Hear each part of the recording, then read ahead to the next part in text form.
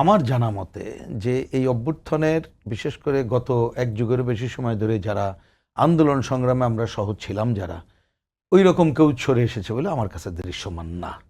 পরিষ্কার বক্তব্য, সুনির্দিষ্ট থাকলে কেউ বলতে পারে, মোটেই না। এক একজনের আকাঙ্ক্ষা, যেমন ধরেন কমিউনিস্ট পার্টি, আমরা তো সমাজতন্ত্র চাই, তা আমি কি এখন এই সমাজতন্ত্র তার বিপ্লবী গণতান্ত্রিক পরিবর্তন বাস্তবায়ন কি বলবো? মোটেই না।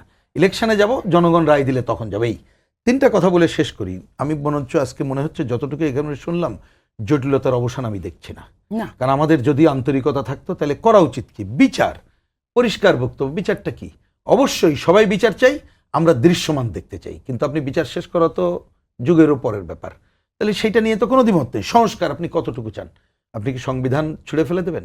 আপনি কি প্রদেশ গণভোট এই আলোচনাগুলো আনলে তো ঐক্যমত্য হবে না।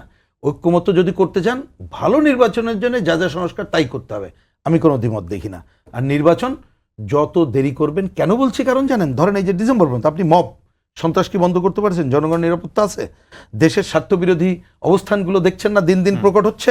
দেশে কিন্তু 30 লক্ষ দারিদ্র বেড়েছে, বিশ্ব ব্যাংকের তথ্য বলছে। কর্মহানি বেড়েছে, আপনি মিল কলকারখানা বন্ধ হয়ে যাচ্ছে, কোটিপতি বেড়েছে 5000।